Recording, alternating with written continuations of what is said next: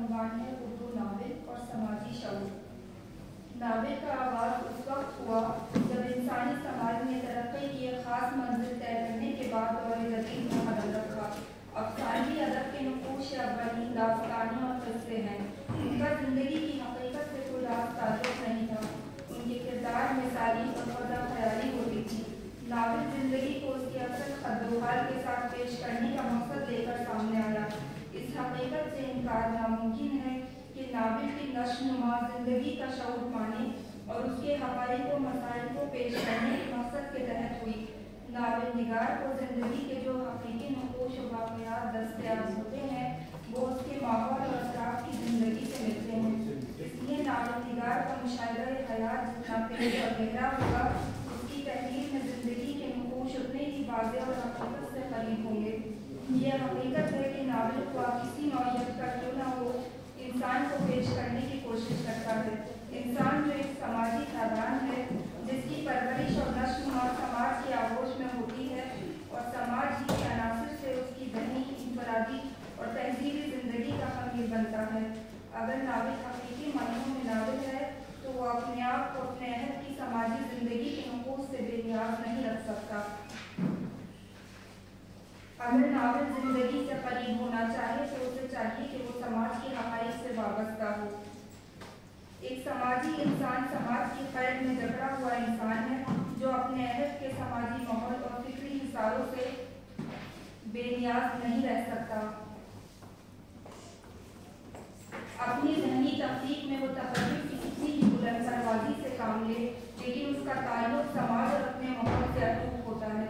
जो ख़ुसूसियात समाज और नावल को हम-आहंग करती हैं वो हस्ब-ज़ैल हैं।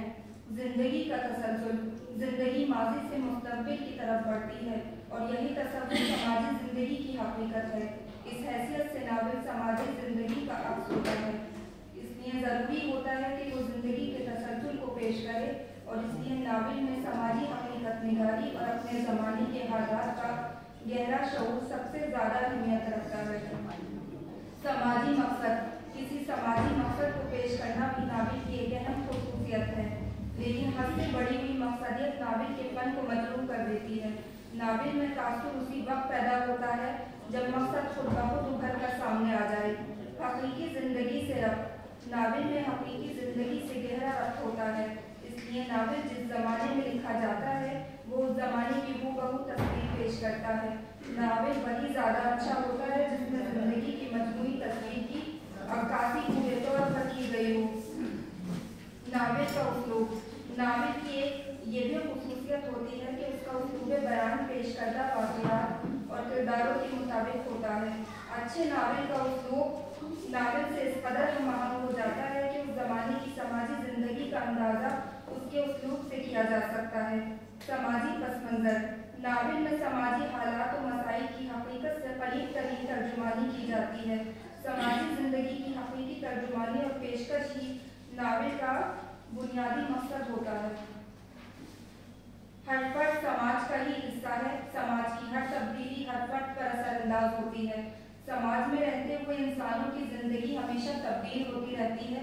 क्योंकि नावल इंसानी ज़िंदगी का आईना होता है, इसलिए वो तब्दीली हमेशा नावलों में जगह पाती रही है, चाहे वो तब्दीली मुस्बत हो या मनफी।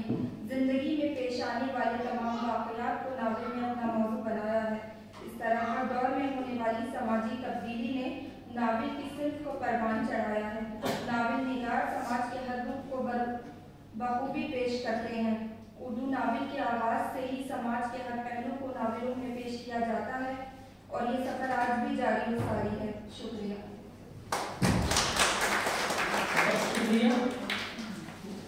अब हमारे अगले मकाला